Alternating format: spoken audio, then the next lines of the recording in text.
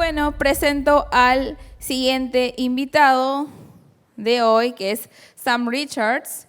Y bueno, un poco de su bio. Él explora código, producto, OPS, privacidad, escalabilidad. Es parte de la Ethereum Foundation. Team Lead de Minimal Anti-Collusion Infrastructure. Y el título de su presentación del día de hoy es La promesa de la votación en blockchain. Y bueno, así que le doy la bienvenida a Sam Richards. Aplausos, por favor. Hola, hola. Buenas tardes. Hey. Me llamo Sam, soy de California. Estoy muy emocionado porque estamos aquí con ustedes. Mi presentación es la promesa de la votación blockchain. Pero lo siento porque mi español no es bueno y necesito presentar en inglés. Lo siento.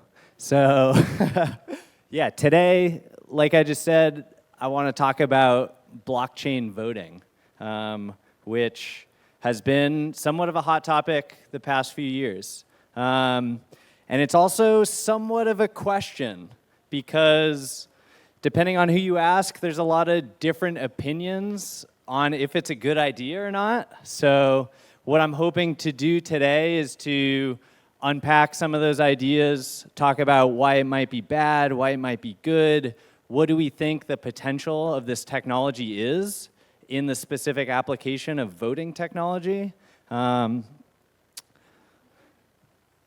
You may have seen if you Google around about just blockchain voting, many different cities, states, even countries around the world experimenting with pilots, doing research projects, experimenting with different ways of how could we even run elections on a blockchain.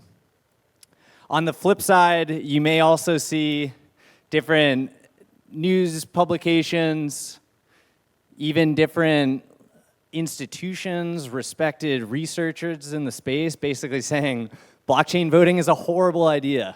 Like, we should not do that, let alone any sort of digital or e-voting system. It's just a bad idea. It's just not going to work out well. So, like I mentioned, I want to talk about that and unpack that a little bit to try to give some context on what's been going on in the space, and hopefully you can draw your own conclusions on, is this a good idea? Is there big potential here? We'll see. So first, I think why voting in the concept of blockchain is cool to even ask. What does a voting process need to begin with? How do we think about, what a good system is versus a bad system? Then getting into blockchain specifically, what are the opportunities? What are the challenges involved? Where are we now, and where do we see this going in the future? Cool. So taking a step back about just crypto, Ethereum, this blockchain technology, like, what do we think the potential is here? And I think a big question is, can we improve money and finance? And that's a lot of what we've seen for the past decade in the space, right? And even that is a pretty monumental revolution in terms of just improving the way our capital markets, our global systems work, if we can make a big impact and improvements in that area. But I think a lot of us who got into Ethereum and this programmable cryptocurrency is the idea that maybe we can build something even bigger than that. Maybe we can build a better internet, maybe a better world, right? Maybe one it's more open and transparent and accessible and inclusive and not centralized in specific powers. So I think voting overall is kind of a good use case to think about, hey, what is one of the ways that just outside of financial applications, how could this technology really change our lives for the better? So why talk about voting? Well, I would argue it's because voting is pretty important, right? We all participate I mean, quick show of hands, like who's ever participated in election, whether on like a local or country level? Okay, most of us, cool. I asked this at a conference in Peru a few weeks ago, and someone told me after, like, that was a really dumb question. We're all required to vote, and we actually get fined if we don't vote. And I was like, oh, I didn't realize that. But yeah, voting is something we pretty much all participate in and hopefully believe in. Like, democracy is a useful way to make decisions and govern our societies. But what we see is also, like, voting is highly topical. Supposedly this year is the biggest election year in history. But what is the problem? The problem is that voting is actually hard once you get into it. Once you think about how to actually operate these systems. Nowadays, we've learned a lot from centuries and, even millennia of just like how to make decisions as human beings. We have a lot of laws in place to prevent corruption, prevent bribery, just like any bad thing from happening. So that's good. We've made progress as a human race. Most of us don't experience something like this at the ballot box where we're pressured one way or the other. Most of us do have the ability to participate freely in our democracies. Here's a picture of a recent election in Taiwan. Most of us do have a pretty orderly, private way to conduct elections, which is great. But even today, at least where I'm from in the United States, there's a lot of just lack of trust around just how the security and integrity of our voting systems work. So if we think about, say, some from first principles, like what does it take to build a good voting system, a voting process, like what does that actually need? We kind of break it down into 4 key categories in our mind, and we'll talk about each of these. So first, correct execution. What do we even mean by that? It's pretty simple. Basically, the result, when we add all the votes up, that result should be correct, right? Every vote should be counted, and the result should be guaranteed by a transparent process so that everyone is convinced that the result is correct. Fairly straightforward. Censorship resistance. We hear that phrase a lot in the blockchain world. What does that mean? Basically, anyone who's able to vote should be able to vote. No one should be able to interfere with someone's ability to vote. No one should be able to prevent anyone's vote from being counted. No one should be able to hop in and delete your entry from the database before the results are tallied. Privacy. No one should be able to tell who you voted for, or even if you voted at all. Why is that important? Because people should be able to be free to express their interests, what they want to vote for. They should not be worried about what their employer thinks of who they voted for, or who some gang in their neighborhood, or how the police feel about who they voted for, right? Like, we want to enable people to express their voices freely. And finally, collusion resistance is a big category that basically you should not be able to prove to anyone how you voted.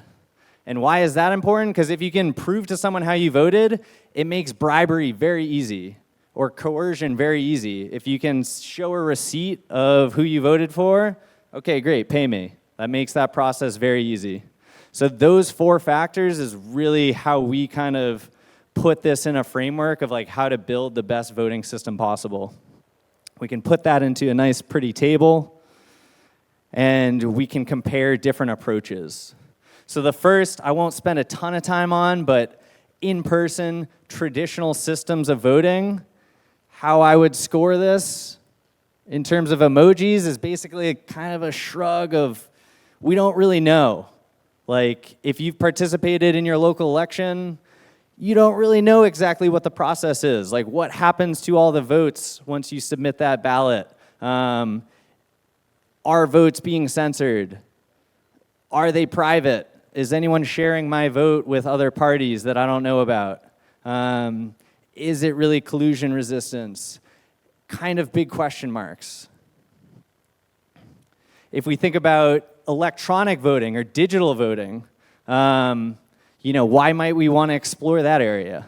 I think most of us probably buy into just like where technology is going, how our lives becoming more and more digital, and just like the potential that opens up for us. And when it comes to voting, I think the short answer is it would just be much more potentially efficient, right? If we could vote electronically, that would allow us to do it much more often, right? Currently, each of us probably vote in some shape or form, at least as far as like government voting goes, every 1 to 6 years. Like, if we could do that much more easier, through the tap of our smartphone, if voting was as easy as using Tinder, like, think of how many more things we could vote on and how many more decisions could be done in a democratic manner. So hopefully we agree, okay, electronic voting is interesting. Could we do secure electronic voting without a blockchain, right? We don't just need to slap a blockchain on everything we try to do. This has been an area of research for quite some time. And yeah, thankfully, cryptographers all over the world have been researching this question for over 20 years at this point. And the good news is there are solutions. The bad news is they all have some sort of trust assumption. So they all have a set of trade-offs baked into those various solutions. And I'll try to generalize. There's a lot of different approaches out there. But for the most part, many of them use a pretty similar set of core techniques. They all include some level of encryption to ensure privacy of the votes. There's some set of talliers, like entities or computer servers that help actually calculate the results. And funnily enough, pretty much all of these protocols rely on some primitive, which they call a bulletin board, to ensure these security properties. And this bulletin board is a place where any voter can send a vote with the guarantee that anyone can read from that bulletin board. Anyone can send messages to the bulletin board. And it turns out, you can maybe see where I'm going with this, is that the most secure way to actually implement one of these bulletin boards is actually with an existing blockchain. It turns out that blockchains, why blockchain voting? Blockchains are all about guaranteeing process integrity. They are a public bulletin board of sorts, right? And we have these great properties of if a process is run on a blockchain, if a program runs on Ethereum, we have pretty strong guarantees that it will run according to how it was programmed. And it will receive inputs and compute an output correctly and consistently. No one can prevent that execution, right? No one can go into the database and delete your entry. No one can tamper with it or manipulate the results. And no one can censor anyone else. No one can block your ability to use the blockchain. So you can start to see some of these nice properties of blockchains that make a voting use case very interesting. And if you were to go to the Solidity documentation, which is a programming language in Ethereum, funnily enough, one of the first examples that you can learn how to program is a voting application. And I wrote a very simple voting application. And it's okay if you don't read Solidity, but I think that the main takeaway is it's pretty simple to build a voting system on Ethereum. You can see there's a nice vote function, and it checks, hey, have you already voted? If not, just add a vote count to this option. And we might say, okay, great, we did it. We built a voting system on a blockchain. Maybe we're done. But if you start to think about, well, what do blockchains provide? what are some of the challenges that might be involved thinking about those 4 security properties I mentioned. One big one is that most blockchains, Ethereum included, are completely transparent by default. So that means all transaction data is public. And as a result, what we've seen, there's a lot of voting taking place on Ethereum today, is that bribery is extremely easy in these voting systems. Why is that? Because there's a receipt of every single transaction. And you could prove to a voter or someone you're colluding with exactly how you voted. You can send them a link on Etherscan and say, hey, here, I voted for you. You can prove this cryptographically. Now, please pay me my money. And the fact is that this will affect these voting systems, and if we don't adapt to them, we're gonna be in a bad place. And people have warned about this for a long time. Here's a paper from 2018, people talking about vote buying on blockchains. A quick story, just to give a concrete example, Sellout DAO was built in a hackathon, one just like ETH Latam here today, involved with Moloch DAO, which was an early DAO on Ethereum. It had a treasury, it had members, and members could vote on how to spend the treasury. They were trying to build public goods in Ethereum. And one of the members of the DAO built an application at a hackathon called Sellout DAO, which would sell his vote. So he was a member of the DAO, and he built an application that said, hey, if you send 1 ETH to this smart contract, you can vote on my behalf. And here's the smart contract. And you can see there was a buy function, and basically said, hey, if you send me enough ETH, I will give you permission to vote on my behalf. And that's a very simple example, but it worked. And someone was able to vote on his behalf and join the DAO. So I think a simple example, but a very concrete lesson of just like, here's Mariano, the guy who hacked on it himself, said, I hope this helps, identify these badly needed solutions, right? Like, if we keep growing as an ecosystem and more stakes are put on these voting systems, like, this is a bad potential issue. So if we think back to this table, you can see blockchains like Ethereum by default, really great at a couple things about that execution and censorship resistance, but there is no privacy. And as a result, bribery, collusion, very easy to do. Not what we want. So, can we solve it? We think so. The short answer that there's been some talks on today, you may see a theme of the conference. We think, in short, more cryptography can help build this. And in specific, zero-knowledge proofs are a very useful cryptographic solution that can help address these challenges. And the quick teaser is basically, if we layer this technology on top of blockchains like Ethereum, we think we can solve all 4 of these main security properties.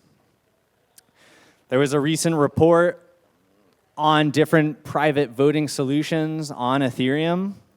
You can see they each have sets of trade-offs in terms of their implementation. One project I work on that I'll be talking a little bit about today is one of these solutions. So MACI, which stands for Minimal Anti-Collusion Infrastructure, is a voting system built on top of Ethereum. And I'm going to tell you a little bit about what it is and how it works, just so you can get a sense of how these solutions might actually be implemented. So MACI, like I said, it's an on-chain voting platform. Its goal is to protect privacy and prevent collusion, to try to address those issues. So it's a set of smart contracts and zero-knowledge proofs that together try to achieve this. And what it ultimately tries to provide is private on-chain voting, so that your votes, even though they are on-chain, it's impossible for anyone to view your vote, and it's impossible for you to prove how you voted. But the public results are still public. So the final results, the final tally, the outcome of an election, the thing we actually care about, that is also on chain, and that can be verified by anybody. Sounds cool, right? How does it work? Well, it has those nice blockchain properties we talked about. And again, through encryption and zero-knowledge proofs, we basically take some of the computation off-chain, the actual tallying and revealing of the votes that we don't want to be public. We take that off-chain, but provide privacy and ultimately provide collusion resistance to achieve what we see as kind of like the holy grail of this voting solution. So in terms of the roles of Macy, not surprisingly, you have voters involved. They're the ones actually submitting votes on chain. They're encrypting their votes before doing that. And there's this somewhat trusted entity that I'll get into called the coordinator. And this is the actual operator of a Macy voting round. If it's in the context of a government election, it would be, the government organization, say running this election. So they're the ones actually operating the round, and they have some unique abilities to actually decrypt and tally those results. So let's take a look at the Macy flow to hopefully give a concrete understanding of how this might work. So let's say we got an upcoming election. I picked Patrick from SpongeBob because he kind of looks like a blob, and blobs are a good character in our story this week. So we have those two users I just mentioned, or those two roles. We have users and we have coordinators. So what happens first? The coordinator will deploy these smart contracts to Ethereum. Great, we got some contracts on chain. We're doing blockchain stuff. So that user will first create a shared secret key with the coordinator. And this is very similar to how encryption on the internet works. If you're connecting to a secure website, it's a similar approach to that. But we're creating that key with the user so that they can then create a vote. And that vote might say something like, I vote for blobs. They then take that vote and they'll encrypt that. And then they'll sign that with their key. And that ensures that only this user could have submitted this vote. And we encrypt it, like we talked about, to obscure what the content of that vote is. So that when that vote is then sent on-chain in a transaction to the smart contract, no one is able to read it. If anyone's inspecting or watching that activity, they'll just see encrypted information and not be able to make sense of it. So voters start voting. They're transacting on-chain to submit the way they want to vote. And then some time passes. However long it takes for this poll, this election to run, and the poll is over. So now is where the coordinator gets more involved, because they're the entity who then has to take all this encrypted information and determine what the outcome was. So they'll read that information from the blockchain, just like anyone else could. But again, because they created this shared secret key with the user, the coordinator alone has the unique ability to actually decrypt these votes. So they'll do that process off-chain, and that's key. They're doing this off of the blockchain, so no one has insight into how each individual voter did it. And they're processing those votes and calculating the final results. Once they have those results, they're submitting that back on chain with proofs, with these special ZK proofs that guarantee that they could not have manipulated that final tally. They could not have censored any votes. They could not have incorrectly calculated the final score. These very nice mathematical properties give us that guarantee that the coordinator could not have cheated in any way. So those results are posted on chain, and those results might look something like this, where, hey, the blobs got this many votes, the blob haters didn't. The blobs win. We did it, guys. Blobs are here. So where are we now with some of this stuff? We've seen, okay, you guys have built some smart contracts, you've done some stuff. This really started as a research paper a few years ago. Since then, we have an open source implementation of Macy that you can fork and use and hack on today. Macy is doing some hackathon bounties here at ETH LATAM. We've done releases of this code, we've gotten it audited, we've gotten it optimized. And what's cool is we do have some projects using Macy in production for use cases like quadratic voting and quadratic funding. There's actually a quadratic funding round in tandem with ETH LATAM that will soon be available for you all to participate in. And this round uses Macy under the hood so that when you're contributing to projects, your votes, your contributions will be completely private. And the whole idea is we're experimenting with how to actually use this technology in real life situations to make it better. We're exploring collaborations with folks like Optimism to, bring private voting processes to their grant ecosystems. And so where are we going with this? Well, ultimately, where we're going is we think Macy or a similar type of technology, something built on Ethereum or a blockchain, can become the most secure e-voting solution in the world. We really do think this is far away, but that city governments, national governments can ultimately use this to bring transparency and security to their voting processes.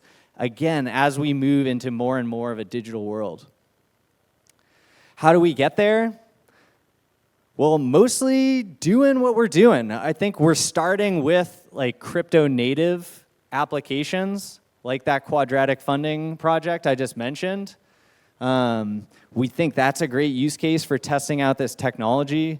Really, any DAO governance. Again, there's a lot of organizations and projects that have a lot of large treasuries on chain. They're democratically deciding how to allocate this funding. We think this can be a solution to remove a lot of that bribery inclusion we talked about. Retro PGF, I think another great example of just these democratic grant processes. Anytime money is involved, right, there's high stakes to ensure the integrity of these election processes. So once we get that in a good spot, we hope to move to real world voting infrastructure. And that's more of what I mentioned of just, can we get city, municipal governments running pilots on this technology? Can we get national governments actually running elections on this system? Yet to be seen. I'll have to come back here next year and give you an update. Quick credits. A smart man named Vitalik wrote a blog post covering a lot of this information. Shout out to my coworker, Chris Gardner, I see him over there, who translated this article into Spanish. It's available right here. If you are curious, si no hablas inglés, you can read that. And it does a much better job of explaining it than I probably just did right here. So thank you all. Muchas gracias. Appreciate the time.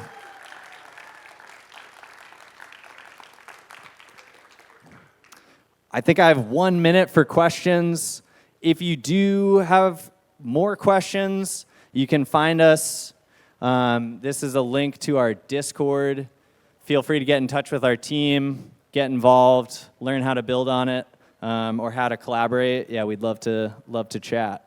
So yeah, if anyone does have a question, feel free. Yes?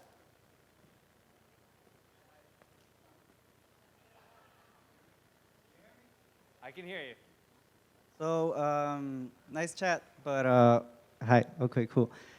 How would you handle, let's say, if you wanted to apply this to people that weren't as savvy, as crypto savvy? Say, if you wanted something less, lower impact elections, say like university-wise, how would you handle like stuff like gas costs for the users? I saw your flow, but I always wonder, like, people who don't have a wallet themselves, that can be handled, but then how would you handle the costs when you submit the vote, for example?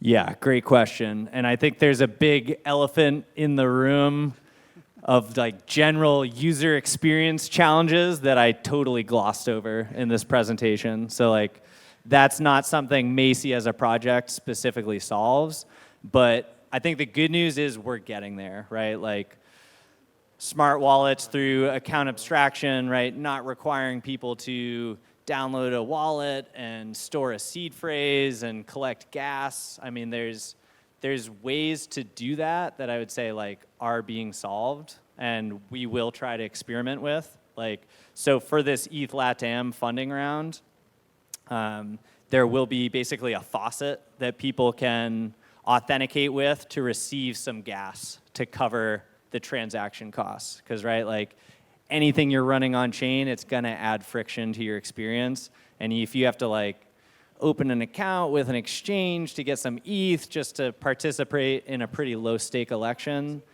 a lot of people just aren't gonna vote, right? And yeah, go ahead. Can I ask you something else? Like in terms of volume, have you, and however you've applied it, have you had issues with the amount of volume you've received? Say, like if the network were slow, the transactions would take over 10, 30 seconds to process. They would go through, but you know, users, they get impatient. Have you ever had that experience before? Personally, yes, I definitely have. I'd say, I mean, it's not a good answer, but again, it's not something Macy specifically is attempting to solve. It's like other projects in the space, layer 2s, for instance, upgrades to Ethereum that are lowering congestion, making the overall blockchain experience better. I would say like that's where the solutions are happening. Given that Macy is just an application on Ethereum, we're somewhat at the mercy of just the overall situation that's going on. But it's a great question. It's, I'd say, slowly getting better over time. Hi, I actually have a question. So my question is actually about, you know, how does blockchain voting address the accessibility for voters who may not have access to internet? Another like great question. Honduras. Yeah, and Yeah, 'cause, another like, we have a challenge lot I of completely rural avoided. areas here, like there's not just like the city, so we have like really small, like rural areas where like internet connection sucks. So. Mm-hmm. Yeah. Short answer, I don't have a good solution for that. And I think, I mean, that's one reason I think just overall electronic or digital voting has been very slow to adopt, right? It's just like, there's accessibility challenges, and it's important to solve those first before doing that. And I would say, like, that's why our current approach is to build solutions for crypto projects, where we're just solving for the people who know how to use this stuff. We need to hope, and we need to, right, build initiatives to make it easier to access. But yeah, leaving people behind is definitely a challenge and something we don't want to do. So basically all my answers are just like, we're not solving that issue. Yeah, one step at a time. Thank you guys so much. Enjoy the rest of your day.